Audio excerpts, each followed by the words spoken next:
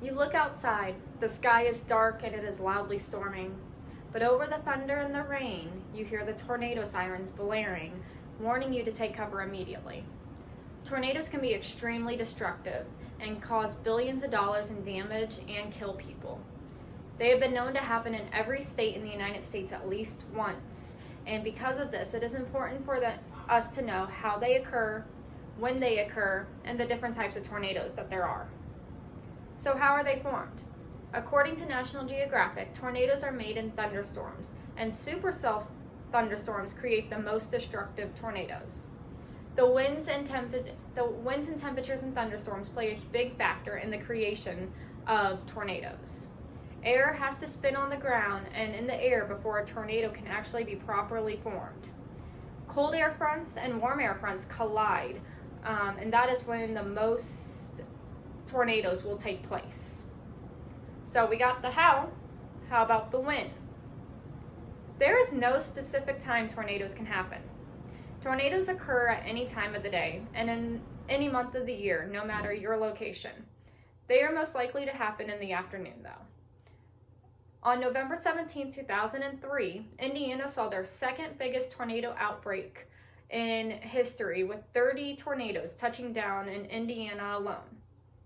Now, November is usually the start of winter in Indiana. The days following the tornadoes, according to the National Weather Service and my own personal memory, we saw temperatures in the high 30s and low 40s.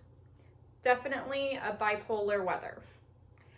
Being part of Tornado Valley, I have definitely seen my fair share of tornadoes, including one that ripped up half of the neighborhood that I was living in. Our house was okay. Another one that hit while I was on the way back from a track meet. The sky turned green, and while we were on the bus, we could hear the tornado sirens going off. And I also had another one occur while I was playing softball. We had to take shelter in the bathrooms at the Little League stadium that we were playing at. So obviously they can occur anytime, anywhere. It doesn't matter. Now that I have covered how tornadoes happen and when they can occur, let's talk about the different types of tornadoes that there are. The first type of tornadoes come in different shapes and sizes. The first type of tornado that there is a rope tornado. This is the smallest, but it occurs the most. It literally looks from the sky to the ground like a piece of string. But don't be fooled by how tiny and weak those are, because they can be extremely destructive and even deadly.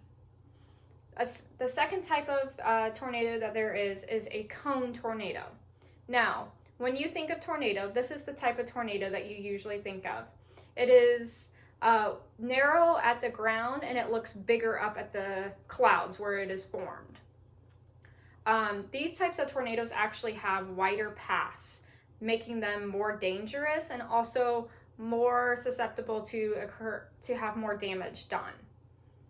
A third type of tornado is a wedge tornado. Now, these look wider than they are tall. Wedge tornadoes are actually the most destructive and the strongest tornadoes. Now, tornadoes can span anywhere, according to the National Weather Service.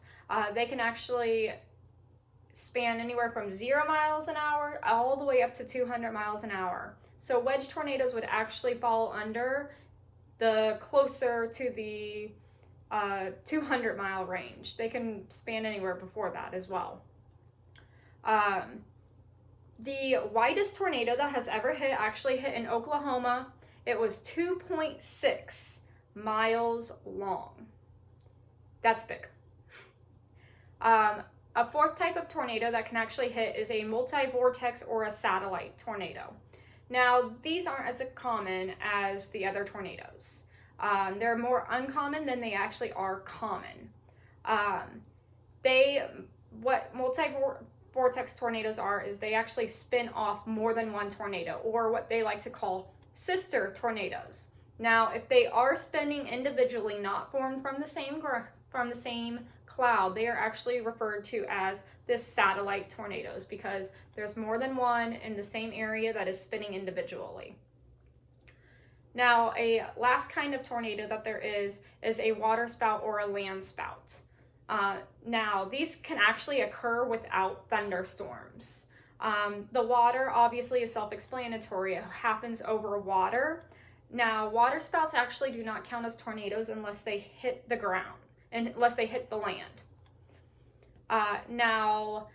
Land spouts, of course, are, again, self-explanatory. They are on land only. These are very, very tiny, barely registered as a tornado, but they can still can do considerable damage, wind damage.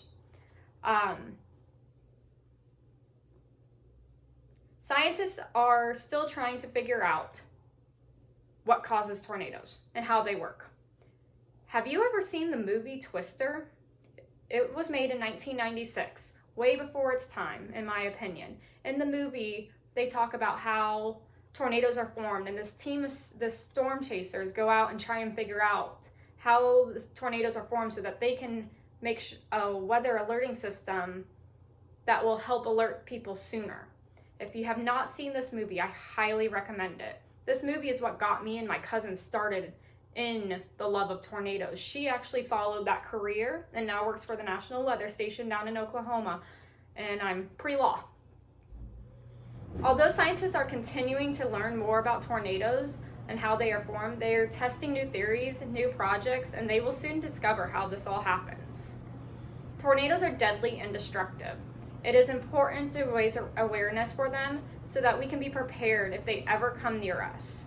They sound like a train hitting your house, and then all of a sudden it's silent.